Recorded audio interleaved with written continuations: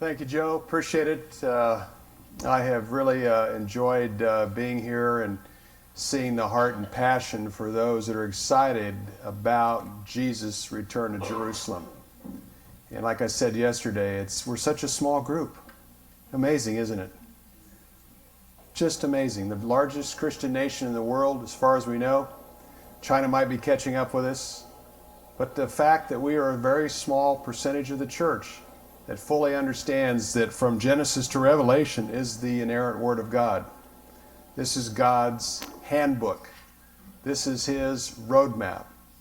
And I am so thankful that we have a opportunity to see what was written over 2,000 years ago. Isaiah, Jeremiah, Ezekiel, Daniel, Joel, many others, playing out right before our eyes. It's incredible and extraordinary and exciting. You know, it's neat to see the Lord working in our lives, in our families' lives, in our friends' lives. His transforming power. And then again, to watch Bible prophecy play out right now is really exciting. As the nations of the world want to divide that land of Israel, that holy land that He gave to Abraham, Isaac, and Jacob, and their descendants. But it's a battle, it's a conflict. It's between God and Satan for the nation of Israel and the city of Jerusalem. And those that have been into Israel and those who have been to Jerusalem, you can feel the battle. You can feel it. You can feel the struggle for the city of Jerusalem. You can see how the enemy has used Muslims in an extraordinary way to bring things to completion, where they are obsessed with destroying the nation of Israel and the Jewish people. Not all Muslims, but a small percentage of radical Muslims, anywhere from 2 to 10% of the billion Muslims around the world.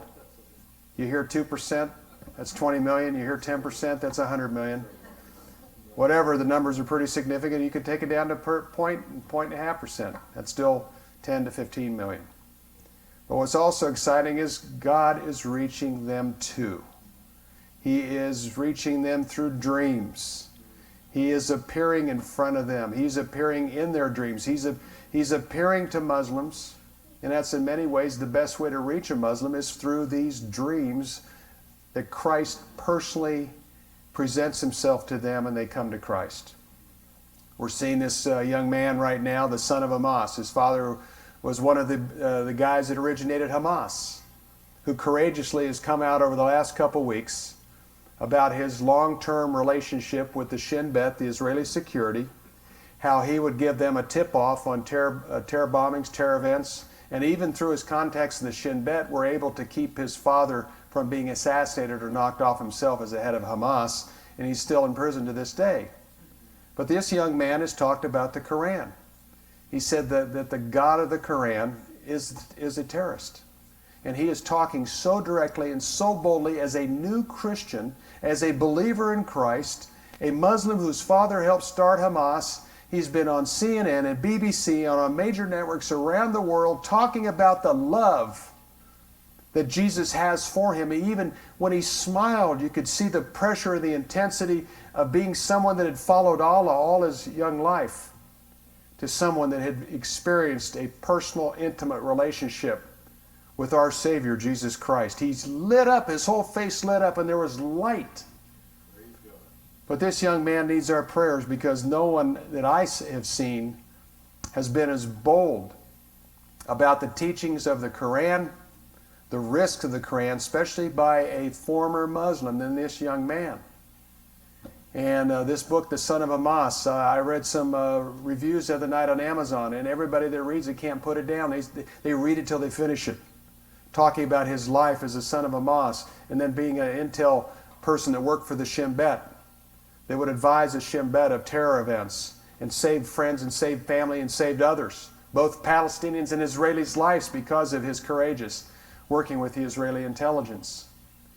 You know, Gert Wilders from Amsterdam, he is right now trying to stop the immigration of Arabs into Europe.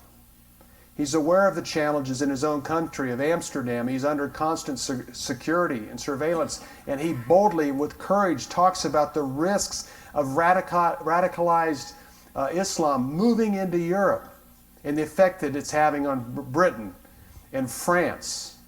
I have a Jewish friend that works for an affiliate of CBS News that is Jewish, who worked 5 years in Israel and left France to come to the United States and went back to France and then came to the U.S. for her own personal safety and security.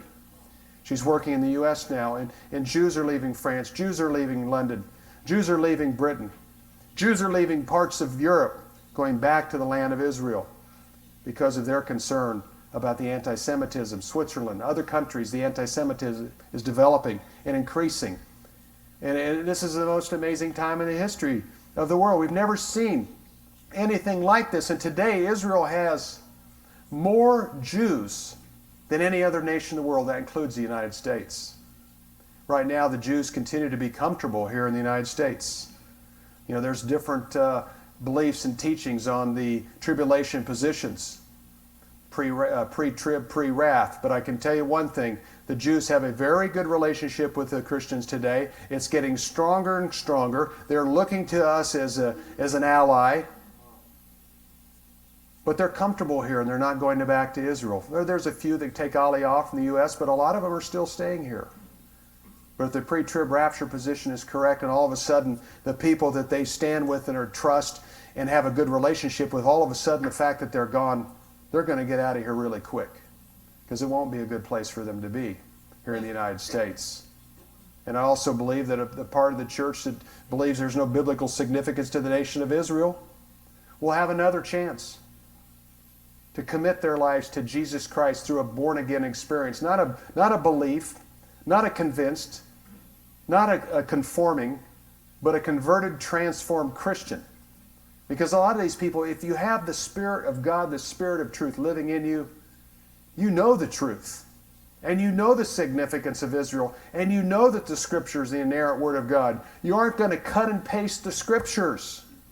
You're not going to talk about the fact that we are living in a different time, and that our moral condition today should be to satisfy and appease the masses, not the biblical Scriptures, not the Scriptures.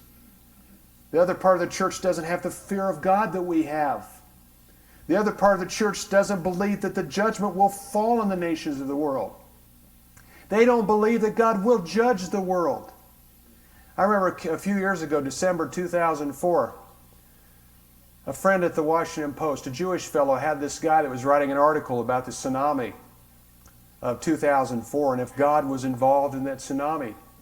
It was a front page story in the Washington Post, and they called me, do I think that God had anything to do with the tsunami? And I said, well, let me put it in this perspective. The nations, 4 of the 10 nations that were affected by the tsunami were the largest persecutors of Christians in the world. 4 of the greatest, most horrific persecutors of Christians in the world were hit by the tsunami.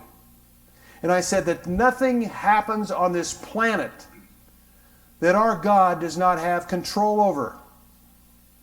And there is judgment, and there will be judgment in the future. And I got phone calls at home. I got emails at home. How dare you talk about that God like that? He is not. You serve a God that's not our God. I was chastised. I had emails sent to me. Phone calls. How dare you say this? God will not judge your world. God is not involved in these things. God is not involved in these tragedies. And as Pastor Jack talked about, there are lots of Haitians coming to Christ right now because of the tragedy of the earthquake. And God uses different circumstances in all of our lives to bring us to Him. And many times they are catastrophes and trials and struggles. In my book, Eye to Eye, I document over 70 major catastrophic events in America that happened at the very time or within 24 hours of U.S. pressure on Israel to divide their land. And the greater the pressure, the greater the corresponding catastrophe. When 9,500 Jews were ripped out of their homes in Gaza that had been called by God to move back to the land of Israel, were ripped out of their homes, ripped out of their synagogues, taken from their businesses, and put out all across Israel. We had a corresponding event larger than anything we had ever seen in America, the size of Britain. $200 billion event. Dwarfed 9/11, dwarfed Hurricane Andrew. Nothing had ever happened like that before, ever. You don't touch the land of Israel, God's promised land, the land that He gave to Abraham, Isaac, and Jacob and their descendants, the Holy Land, the promised land. No earthly leader has the right to determine the boundaries. And Christian from Norway was asking me, have some of these events happen in Europe, where most of your book is focused on the United States? Well, most of the book has been focused in the United States because we have been the ones that have promoted the peace process. But also, these things have happened to Europe in a lesser degree. In my book, I talk about what happened when the nations of the world on April 30th of 2003, the EU, the UN, the United States, and Russia gave the Israelis a plan on how they were to divide their land. In the next 11 days, we had over 400 major tornadoes break out here in the Midwest. We had a situation where we had a hailstone the size of a basketball crash through a garage in Nebraska. The Bible talks about the hailstones and the earthquakes and the violence that will take place in the Gog-Magog war. Well, also in Europe, over the next 11 days, they had the most incredible, meteorologists said we will be studying this for years. They had incredible winds, lightning storms, violent weather, fires. One night France had 95% of France was inundated with lightning storms. It happened throughout Europe, and it even happened in Russia. And from that point forward, the United States and the EU were negotiating all summer long as we had some of the worst weathers in the history of Europe and some of the worst weathers in the United States. We had droughts and fires and a disruptive environment. And literally, these meteorologists said we never saw this coming. In a lot of these events, we never saw them coming. Katrina started out of nowhere by the Bahamas. Nowhere. It just begun. Same thing in Europe. And Europe has had a lot of events. I could write a book on Tony Blair and what he has experienced when he's attempted to divide the land of Israel. I have a lot of the material put aside. I could put a PowerPoint together on the consequences that he's experienced and that the UK has experienced when he has pressured Israel to divide their land. I could do the same thing with Sarkozy from France and Merkel. January 2008, a lot of pressure on President George W. Bush. A lot of pressure to go forward. Bush was reluctant after he received my book Eye to Eye in 2006. He said, I will not pressure Israel. He gave contingencies for a peace process that they couldn't meet. So basically the peace process was parked, and it was one of the calmest, quietest years in many, many years. The highest winds we had during the whole tropical storm hurricane season from June 1st to the end of November was 45 miles per hour. We went from having over $200 billion worth of property damage because of Dennis, Rita, Katrina, and Wilma in 2005 to $100 million in 2006. And the highest winds in Florida, 45 miles per hour. Unbelievable. But pressure was on Bush to do something, so he wanted to keep control of the process. But he said, I will not pressure Israel to do anything that they don't want to do. Condoleezza Rice was pushing for a legacy. This was her plan that it was important that there would be a legacy for the Bush White House. She said there would be no greater legacy than a Palestinian state for the Bush administration. This is what she stated in 2007 and 2008. Well, this is an event that happened in Europe. It was amazing because Condoleezza Rice went to Israel the first 13th, 14th of January 2008. We had a horrific weather-related event in California. 80% of the produce was destroyed. We had an ice storm throughout the Midwest and Oklahoma. 30 states were affected. We had Texas and Dallas. We had ice storms throughout Texas. This was all as she's in Jerusalem, meeting with the Israelis, the Palestinians, then meeting with the Saudis, then meeting with the Kuwaitis, then going to Bahrain. And then she goes over to Germany. And the winds were so violent, hurricane force winds, the January 17th, 18th period. The winds were so violent in Germany, they shut the entire train system down in the country. No trains. She got out, and she and Merkel stood there talking about the importance that now the EU, the United States, and the Quartet saying now is the time to push forward. This is the time to push forward. She got out of Germany to try to beat the winds. The airport Frankfurt shut down a bunch of flights, and they got to London. They landed in 70-knot winds. Risky landing. Hurricane force winds in Britain. One of the major bridges in Britain was shut down. They had hurricane force winds. It was violent weather. The barges were affected. Northern and Western Europe were affected. She had her meeting with Blair, got out of there, and everything stopped and calmed. Just like that. Violent, unseasonable weather. And I document this over and over and over again.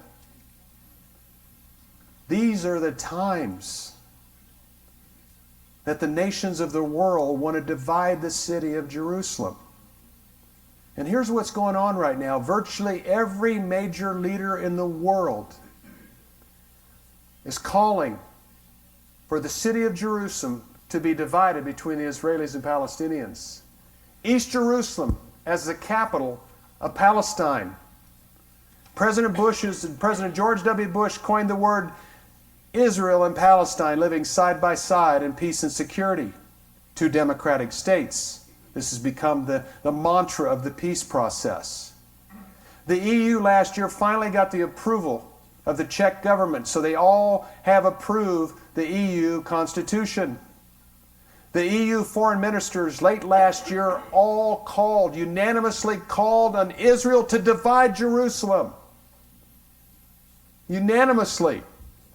And they called Israel to go back to the 6-day borders. Jerusalem will become a burdensome stone. Zechariah 12:3, and anybody that attempts to move it will be injured.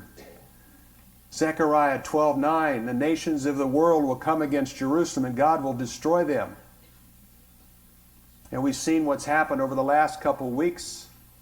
Hillary Clinton has pushed this administration into putting pressure on the nation of Israel.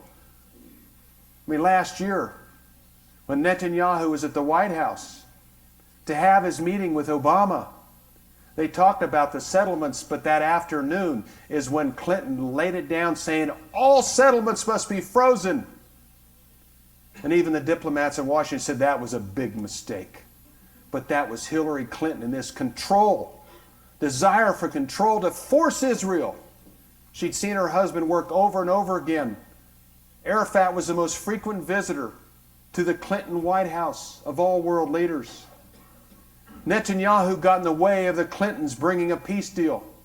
But then they found out later when Bill Clinton and James Carville helped Ehud Barak get elected, it didn't help. Barak offered 95% of Judea and Samaria, East Jerusalem for the Palestinians, but Arafat wanted control over the holy sites. He said, no way, we're not giving you sovereignty over the Temple Mount and the holy sites of Jerusalem. Forget it.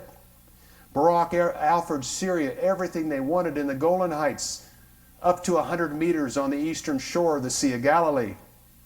Assad says, no, I want to fish. I want to be able to fish the shores of the eastern shore of the Galilee.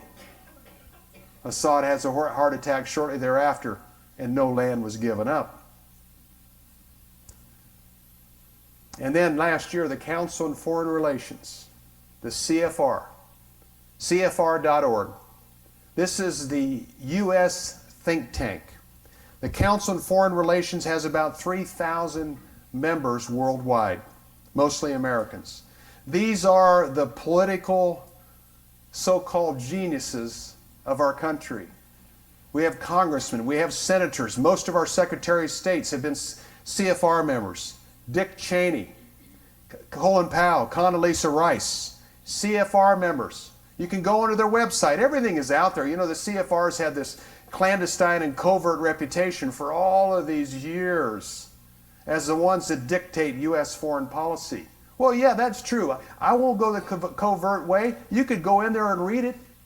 You can go in there and review their brilliant papers. It's right there. But what happens is a lot of these CFR members go to church on the weekends, but they go to replacement theology churches. They also have a worldview that is their worldview, that has been established by people that have gone to Harvard and Yale and Columbia and Ivy League schools. These think tankers that have this concept of how the U.S. should operate in the Middle East. Well, these brilliant guys have made one mistake after another. Country after country after country. Iran, Afghanistan, Pakistan, Syria, Iraq, Lebanon. November 2008, the CFR just completed a book written by 15 of theirs and Brookings Institute scholars. I went to this meeting. 200 people at the meeting, a lot of wealthy Jews. Haim Saban, a very wealthy Jew that owns Univision, who funded the Saban Forum at Brookings Institute, who gave $15 million for this to establish this seat, who really wants to see Israel live in peace and security. I respect his effort, but nonetheless, they came up with this book. 15 scholars came up with a plan on how Israel should be dealt with by the next president. At that time, we knew it was going to be Obama. How Syria should be dealt with. In other words, we need to deal with Syria. We need to bring Syria into the world community. We need to bring Syria away from Iran. We need to bring the Syrians, Israelis together and work out a difference on the Golan Heights. We need to talk. We need to take the president's political skills and talk with Iran and convince them to drop the nuclear weapon. Well, Syria's not working. Iran's not working. They had a plan on how we should move our troops out of Iraq. Well, the results are in from the election. There's approximately, I think I got the numbers right, about 326 parliament members are going to be in the new Iraqi parliament. And this just came in today. Allawi, A-L-L-A-W-I, who is a pro-American secular Shiite, received 90 votes. Al-Maliki, who is the current prime minister of Iraq, received 89 parliament votes. These mean seats in the new parliament. Then we have al-Sadr, who's a radical Shiite who has relationships with the Iranian Shiites. The newspaper says that he is going to be the power broker in Iraq. That they're going to have, and then Maliki, who's the prime minister, says that he thinks that there's been corruption in the election, and he's the current prime minister, and he's not happy with the outcome of the election. And then we have the Kurds with 70 members in the parliament. And you need, I think it's about 155, 165, somewhere in that range. So in the parliament, you got to develop your coalition as they do in Israel with the Knesset. So we're going to have a political nightmare. And now we don't know when we're going to be able to move our troops out. So and here is the Shiite that are going to move into a position of power. Sadr is a terrorist. He's down there in Basra.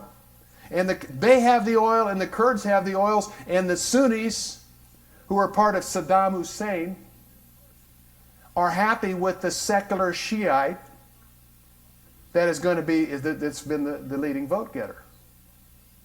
But the radical Shiites don't like the Sunnis because a lot of Shiites lost their life when Saddam Hussein was the Sunni Ba'athist head of Iraq. We spent $750 billion in Iraq. Our nation building hasn't been working. We spent over $300 billion in Afghanistan. And here's what's interesting. In the Middle East, Iran has a lot of nationalization. I mean, Iran is proud of their heritage. A lot of very gifted and talented people. 15 to 20% in Iran today are radical, fundamentalist, but they and the Republican Army control business in Iran. Any kind of contract, 10 million plus in Iran, the Republican Army ends up with it. The Republican Army and the police have the entire country under control. If anybody comes up against the government, they lose their life or they're put in jail or put in prison. We saw the recent uprising. 2 of the young Iranians were assassinated for coming against the government. But if the United States or Israel hits Iran, nuke facilities, Iranian friends of ours in Washington said that 80 to 85% will come alongside Iran.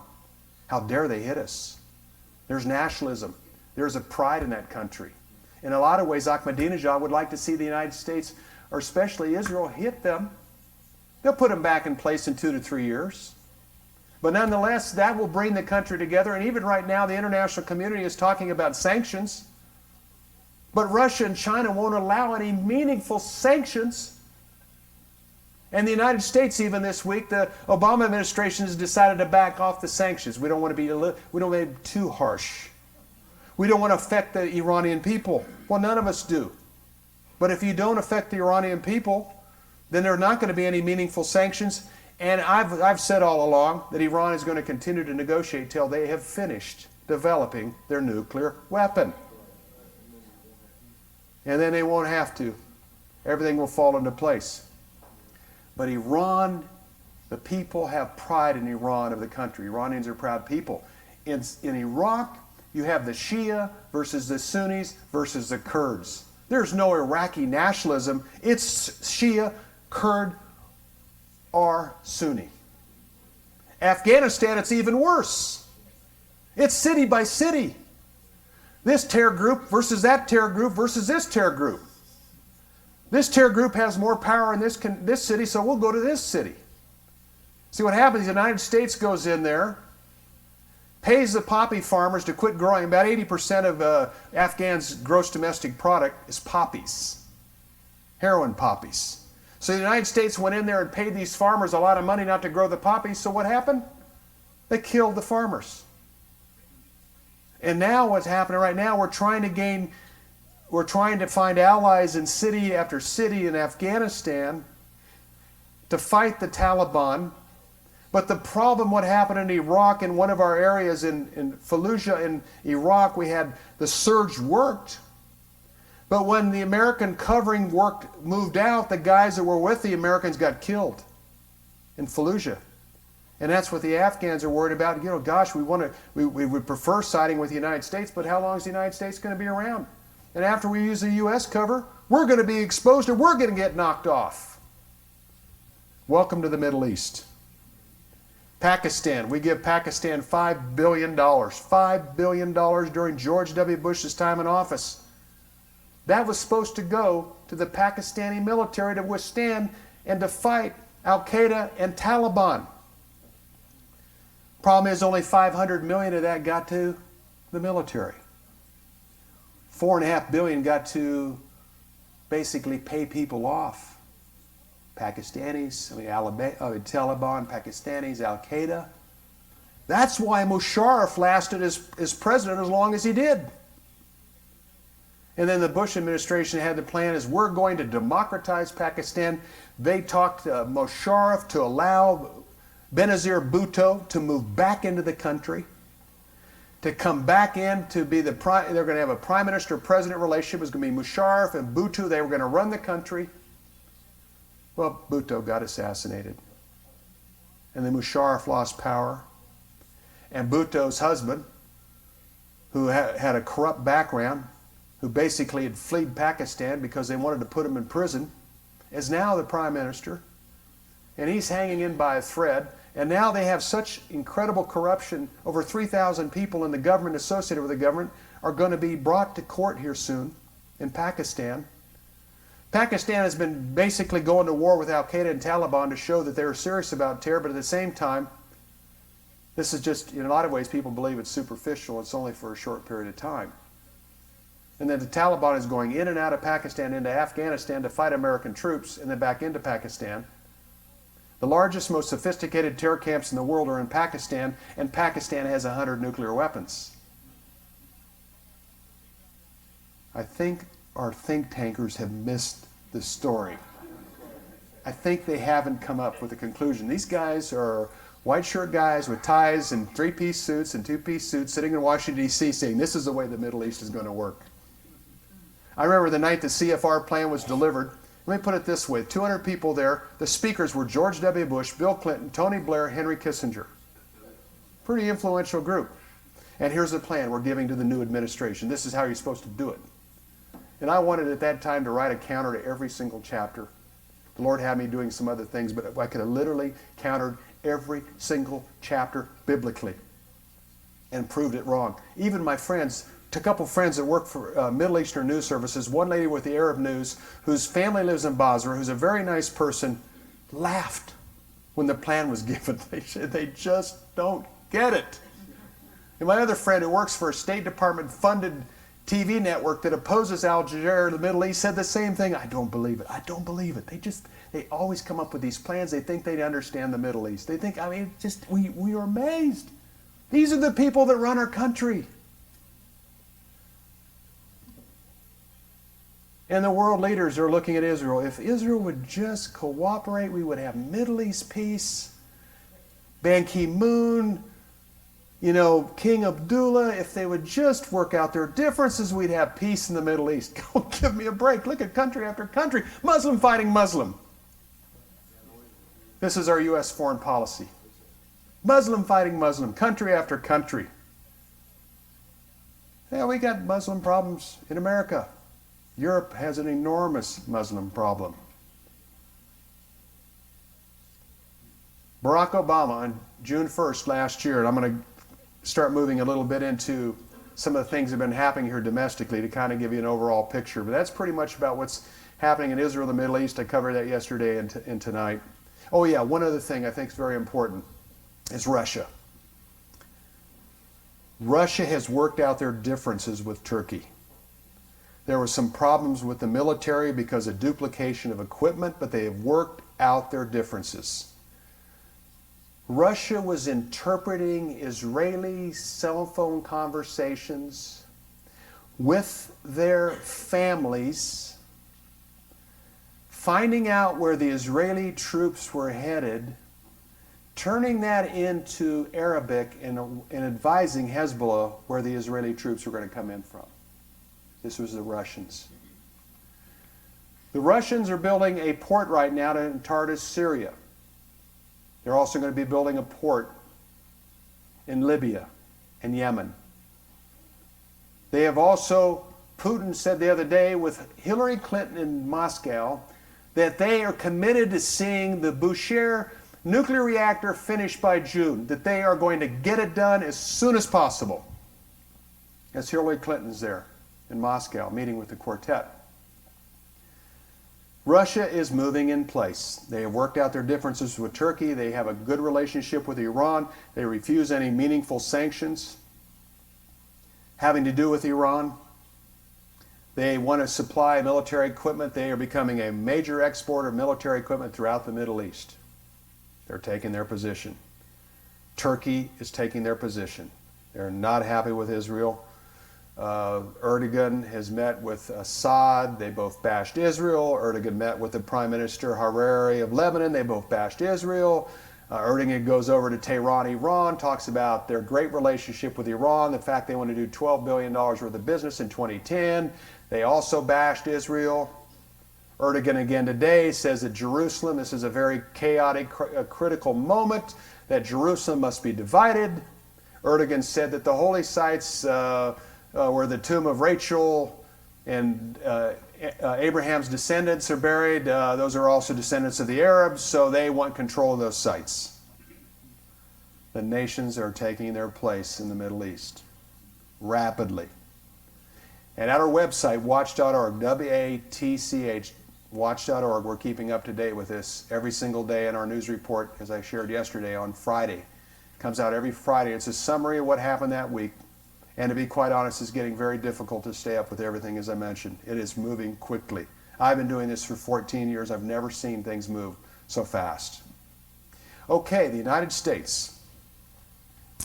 We have experienced a lot of these consequences because we have been the one promoting the peace process.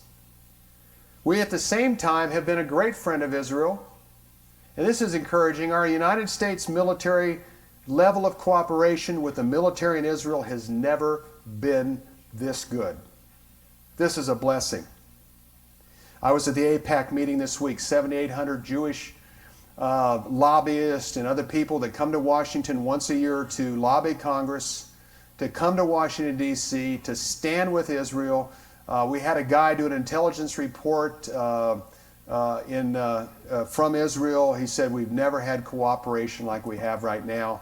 And the fact the United States has given Israel a piece of equipment that can see an object the size of a baseball being launched 2,500 miles away. That's one of our piece of equipment. Remarkable. And it can pick it up a third, I think at least a third, if I heard this correctly, a third into its flight. So if there was a nuclear weapon coming from Iran, Israel has the capability, thanks to the United States, to knock that out of the sky somewhere over the Middle East. One of my friends, he's Avi Lipkin, you might have met him, Joe, he's a character. He thinks that Isaiah 17:1, when Damascus will be wiped out, is an Iranian missile that didn't make it to Israel and hits Damascus. And if you know Avi, he's a lot of times he's way out there ahead of the curve, and plus he's got a great imagination. Sometimes they come true. So that's his perspective. But also, the United States provides fighter jets to Israel, and before they have even cooled down upon landing in Israel, they take the avionics and improve them. And also, Jack was sharing some new technologies that are just extraordinary. And this is part of the technology when the Israeli jets were able to get into Syria and back before Syria even knew they were there. They have a way that the Syrians could not even see the jet because of some very sophisticated radar and technologies. And that's what flipped the Syrians in Iran, because they just bought this from Russia. And Israel flew in and out of Syria as if no one even could detect it.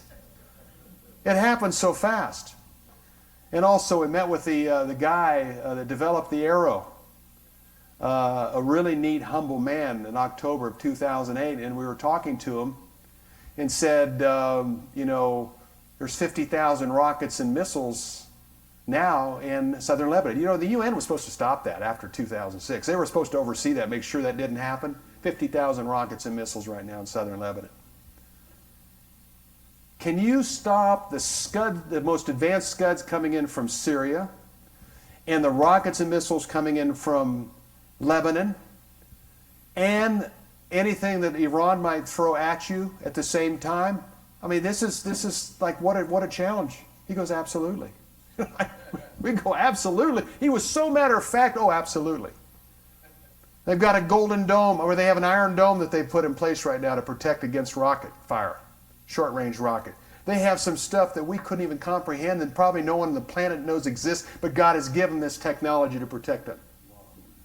It's extraordinary, and plus the level of cooperation. That's why the United States is still standing, because of the cooperation of the U.S. military with the Israeli military, and the fact that right now Congress, 327 congressmen in the last 24 hours, has written Hillary Clinton and said, you got to fix this relational problem. Amen. We stand with Israel. We are divided. This is the leadership of the Democratic Party and the leadership of the Republican Party in the House of Representatives have written, 327 out of 435 congressmen have told Clinton, work this problem out. And this is our greatest ally in the Middle East, and don't treat our people this way. And we have a majority of the Senate that stands with Israel, and that's what's standing with Israel. The United States is standing with Israel politically right now, and I tell you, Clinton and Obama crossed the line this week, and I believe that Hillary Clinton is the catalyst to putting more pressure on Israel. She's the one who made a big deal out of chastising and bashing and coming against Netanyahu a couple Fridays ago. Told the world, and what they did at the State Department, they released this, that it was a scathing, difficult 45-minute conversation between Clinton and Netanyahu, and that Clinton let Netanyahu have it. And they released it just at the time Shabbat started in Israel, so Israel did not have a chance to defend it for actually a day and a half. But the world community, all they heard about was that Clinton chastised Netanyahu, and Israel didn't have a chance to respond because they were in Shabbat. But nonetheless, Clinton and Obama have been pushing Israel, and I tell you what, it's going to be very interesting to see what happens, because the Congress, I was at AIPAC, 220 out of 435 were at AIPAC this week. 40 out of 100 senators were at AIPAC this week, and they'd just gotten over the very challenging health care debate, and they stood side to side. They say, we may have our political differences, but when it comes to Israel, we stand together. Thank God for that.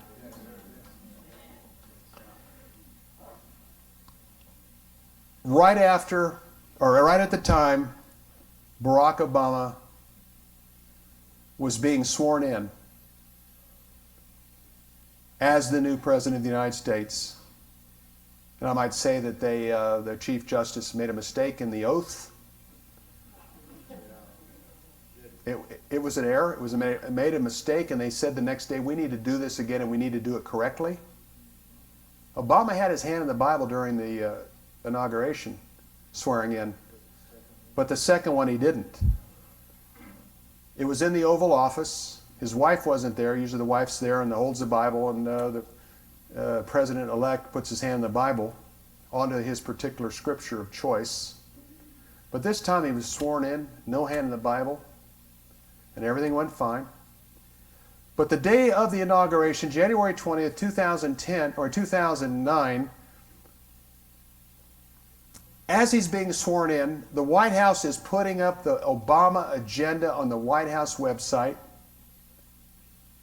And on the website is an agenda called the LGBT agenda. Lesbian, gay, bisexual, transgender agenda. This wasn't a week later, or months later, or a year later. This was at the time he was being sworn in. They called for the elimination of the don't ask, don't tell in our military. The fact that there will be no discrimination in federal employees based on sexual orientation. The fact that they're going to get rid of the Defense of the Marriage Act. The fact that they were going to push for gay adoption. Unbelievable for us to see it. And it was, I have the original copy. They watered it down later because of the public outcry, but it's still pretty much the same stuff I just explained. On June 1st last year, Barack Obama declared June the LGBT month. Bill Clinton, when he was in office, June was the National Gay Pride Month. Obama, June 1st, declared it LGBT month. 21st, 22nd or so, towards the end of June, he had a major event at the White House in honor of LGBT month. And he said, this is your White House too. A big event, talked about people that he had appointed that are gay in his administration, and basically opened the doors of America. And saying paraphrasing, that he was the best thing that they had ever had in the Oval Office. The person that was going to push their agenda.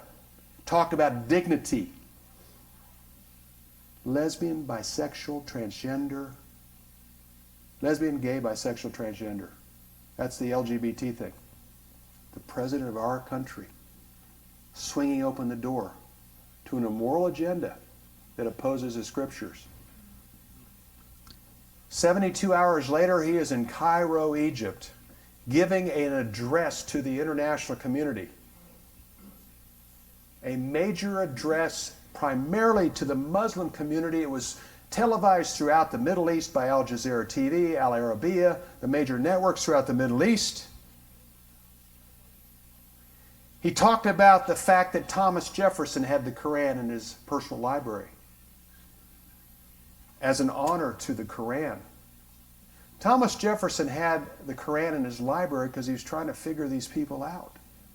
Because he had a problem with the Barbary pirates, which were Muslims that kept hijacking our ships. And he wanted to know, who are these people? I need to find out more about these people that study the Quran. So he had the Quran for that purpose. And that was the beginning of the United States Navy. John Adams, Thomas Jefferson, they understood the risk of Islam and the Quran and the teachings of the Quran. He talked about all the great things that Muslims have done here in America such a long history with America. He talked about in Turkey a few months before that we weren't a Christian nation. We were a nation of many different faiths. He talked about Islam as if it was tens of millions of Muslims in America, not 2.5 or 3 million. And he said as long as he was President of the United States, America was going to be open to Islam, and he was going to be a defender of Islam. June 1st, 2009 and June 4th, 2009. LGBT and radical Islam. Well, this says a lot. This is the President of the United States. This is the most important, powerful political figure in the world. Showing the world that he favored LGBT. And showing the world that he accepted Islam and he was throwing the doors of America open to Islam. And there's going to be a big push this year to eliminate Don't Ask, Don't Tell. Also, defense of the marriage. The people Obama's put in place, the Solicitor General, used to be the Yale Law School dean. She took the Don't Ask, Don't Tell case to court when she was at Yale. It didn't succeed. Now she's the Solicitor General, and that's the lawyer that represents the White House with the Supreme Court. A Harvard Law School dean is now the chief attorney at the State Department that has even said at times Sharia law could be acceptable. He's a transnationalist, in other words, a one world order guy. We had the Harvard Law School co-sponsor a Sharia financing event at the Justice Department 1 week after the November 2008 election. Harvard, Sharia law, the most extreme form of Islam. Sharia law, this was Sharia finance. At the Justice Department, Harvard. So we have Harvard and Yale and Columbia and Ivy League schools. I wrote a commentary a couple of weeks ago. Harvard, Yale, and Columbia, the road to Armageddon. Isn't it amazing? Our smartest and brightest, the policies, whether it's financial derivatives, whether it's creative financing, whether it's Sharia law, whether it's the LGBT agenda, whether it's the ACLU, whether it's one world order, whether it's Middle Eastern policy, whether it's one world religion, Yale University. In November 2008 had a 8-day event between Christians and Muslims and had some Jews at Yale to talk about coming together, but the first thing the Muslims wanted the Protestants at Yale that put this event on was to acknowledge that Allah is the same God as the God of Israel. That He's the same God of the Jews and the Christians. And at the end of the thing, they had a communique about bringing the Muslims and Christians together in the sign of unity. This was at Yale. So our brilliant Ivy League think tankers are leading us to Armageddon by the policies that will lead to the final day battle for Jerusalem. And we have journalists from these distinguished universities. Columbia is one of the best journalism schools in the world, and Harvard has a good one too. They're the ones that are giving you the CNN perspective, the NBC perspective, the MSNBC perspective, the ABC, the CBS perspective. And then they're the ones that did not vet Barack Obama as he was running for President of the United States. Not vetted. Who did he go to Occidental College? I mean, was he an American when he went to Occidental?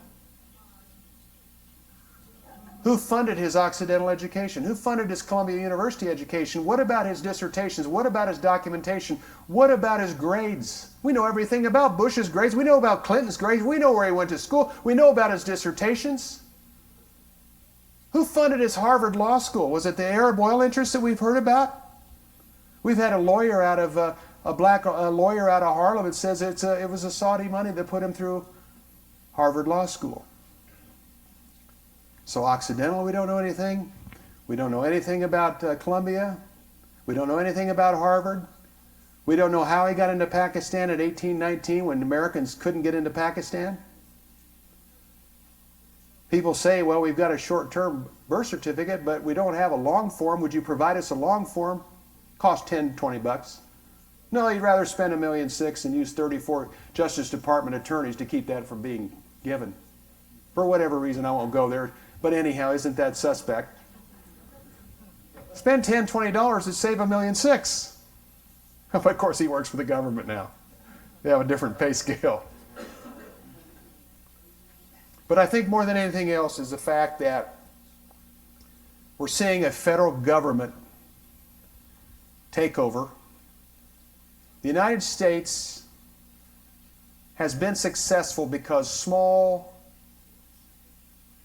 companies and small businesses in the private sector have been the job creators for the history of our country. Obama wants to shift the job creation to the federal government. And that's what he's doing. We had a crisis with the price of oil because the Democrats have stopped every drilling program, public drilling program, every refinery construction. The drilling for oil in an area 19 million square miles up in, or 19 million acres up in northern Alaska, the drilling site would have been 2,000 acres. It could have produced 10% of our oil today because Bush tried to get this through in 2001 and the Democrats stopped it. The United States has been blessed with natural gas and oil. Shell just had an enormous find in the Gulf of Mexico. We got tremendous amounts of natural gas and oil, but the Democrats won't let us get to it, and they won't let us build new refineries. And we were in Saudi Arabia with President Bush on his trip. The chief oil minister of Saudi Arabia says, we'd love to provide you more oil, but we can't do refineries. He says they said that they have a refinery down in Port Arthur, Texas, that they just expanded from 350,000 barrels a day to 750,000 barrels a day, but it took them years to get the approval to expand it to that level. And then we start putting corn products in our gas tanks. That's our solution to oil. That's our solution to gas problems. Look what it did to the price of corn. Look what it did to the price of food. And then since we didn't drill, we ended up paying $145 a barrel for oil in the early part of 2008. Puts two of our automobile companies out of business, cost billions of dollars of losses to our airline industry, and affected Americans. Everybody that puts gas in their car across America was affected. And according to T. Boone Pickens, we had $500 billion transferred from the U.S. to Middle Eastern oil interest. And a lot of those oil interests fund terrorism that comes back to haunt America.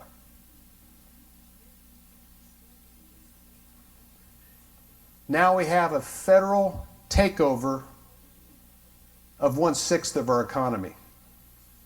$2.2 trillion. Federal takeover. But in the next 30 days, this bill is going to come unraveled. It might still be in place, but everybody's going to find out exactly what this bill says and what it does. I mean, AT&T yesterday says it's going to cost them $1 billion to comply in their first year. And many other companies.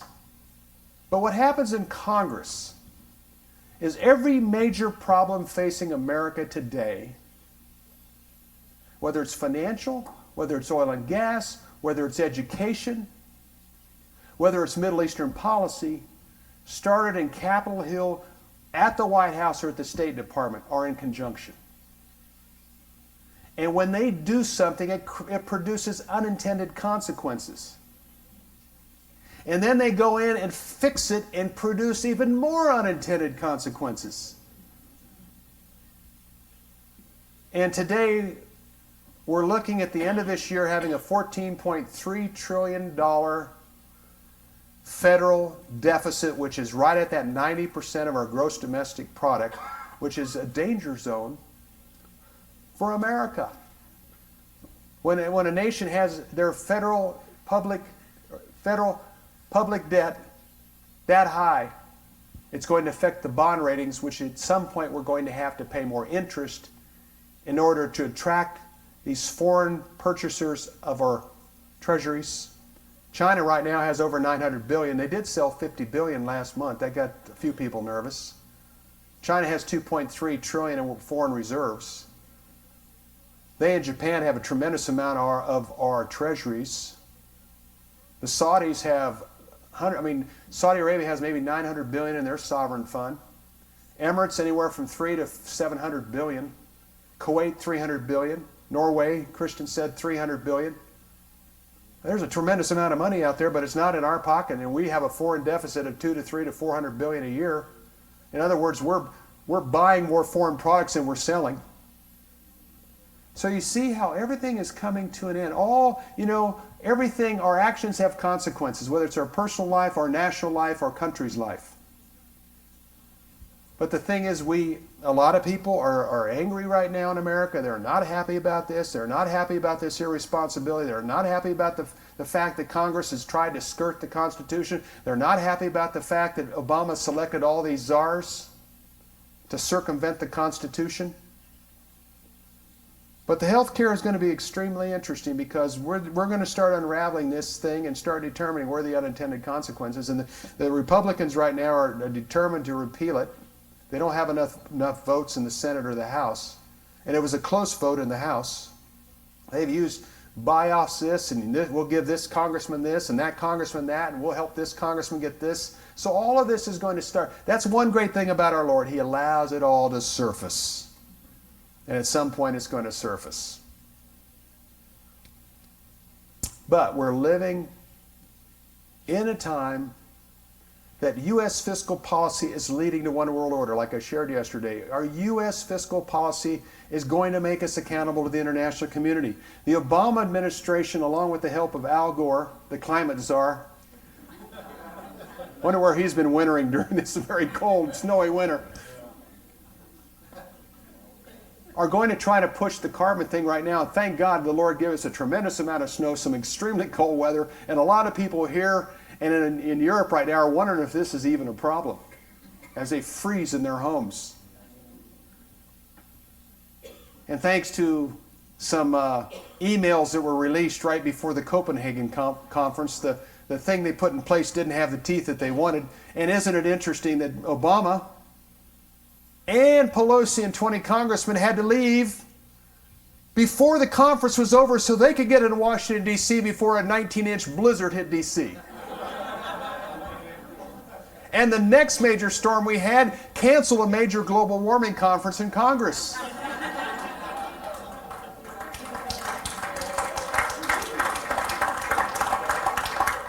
And last year we had an ice storm postpone another global warming conference that Al Gore was supposed to speak at on Capitol Hill. And Senator Inhofe, our greatest member of Senate, who says the whole global warming thing is crazy, it's not a reality. His daughter and son-in-law and kids were out developing an igloo for Al Gore. On Capitol Hill, and Senator Inhofe was asked about it. Were you there? He said, no, but I think it's great. Well, they're going to try to do that. That's where they're going to push next. But fortunately, our weather has worked to our advantage, and also Europe has had one of its coldest, roughest winters too. So anyhow, hope that doesn't happen. But anyhow, we're watching one world order. We're watching one world political order. We're talking about one world religious order coming to the. We have the Pope.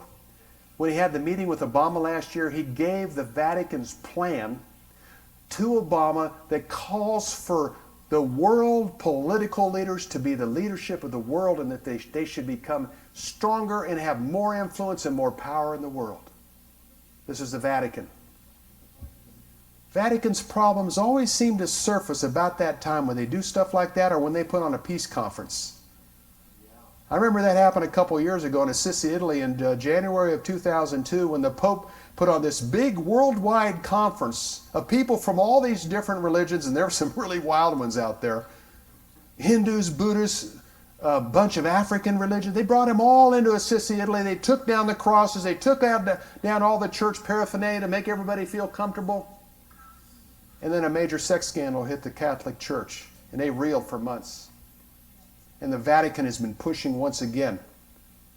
The Vatican has come out over the last month that it's time to work out the differences between the Israelis and the Palestinians. And look what's happening to the Vatican Church right now in Europe, with the Pope Benedict and his brother right in the middle of it. I can't explain how God does things. I certainly don't understand it. All I do is report and share and show the patterns and the cycles. And this happens like this over and over again. There is an atmospheric and there's a political reaction when the land of Israel is touched, and also on these sin issues too. Israel, the most violent reaction, but there's also other consequences in these other areas. So before Claudia prays for us, we are blessed to have an understanding, as I've shared. We are blessed to understand this. You know, and I'm perplexed at times because I share this with people that aren't discerning. Or as we talked about tonight in the Q&A. I'll talk to members of the other part of the church and they can't get it. It's easier, as mentioned in the Q&A, it's better to share it with someone that's not a Christian from the other part of the church who has more interest and more fascination and receives it more than the other part of the church. That's pretty significant. That's a blindness in the other part of the church. They're convinced but not converted. As my wife usually says, they're convinced but not converted. And that's why we have the Spirit of God living in us. As Jack mentioned today, and also Lloyd, the Holy Spirit guides us to the truth and is the power that resides within us. And the other thing is God gave us His roadmap so we can get ready too. We can get ready in our personal lives where we can draw. As Jack said today, it was really right on. Before our feet hit the ground in the morning, let's talk to the Lord about His day that He wants to work in and through us. But this is going to be the greatest harvest. Don't know how long it's going to be or how big it's going to be, but we're going to have a great harvest opportunity. So we got to get ready. We got to have the light of the Lord in us. We got to show that we don't have fear. No, we are standing strong, and that we will stand strong, and that we will make commitments. But a dear friend of mine says, when you make those commitments, use a scripture, because that's your covering. When you speak truth, speak from the Word of God, and that's your covering. When we talk about these events, focus on what God says about it, not the stuff. I shared some things tonight to share with you, but don't take the enemy's trick by focusing on the stuff. Focus on the Word that talks about the stuff. You know, this is it. That's where our power and that's where our covering and that's where we'll be protected. At the same time, be very discerning and aware of those people that God puts in front of you. Sometimes when I got a schedule and everything is going smoothly and all of a sudden I have something that just stops my schedule and sends me somewhere else, boy, get ready because God's going to put someone in front of us. Our pastor shared that a few years ago, taking a trip to Israel, and his whole trip was interfered with.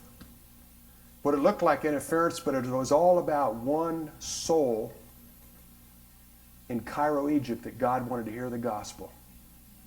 His whole group that had with him, their whole trip was postponed, all for the sake of one soul that they led to Christ in Cairo, Egypt. So when we have these disruptions, and I know I get irritated sometimes when we miss a flight by 5 minutes, it costs us 4 or 5 hours. It's like my wife says, okay, let's see what He has in mind. What does the Lord have in mind? Watch the souls around you. And that's the same thing for all of us. That, you know, hey, we have the truth. We have His joy. And we know the end of the book. And we win. And we're going to be with Christ. And that's awesome. That is so awesome and so great.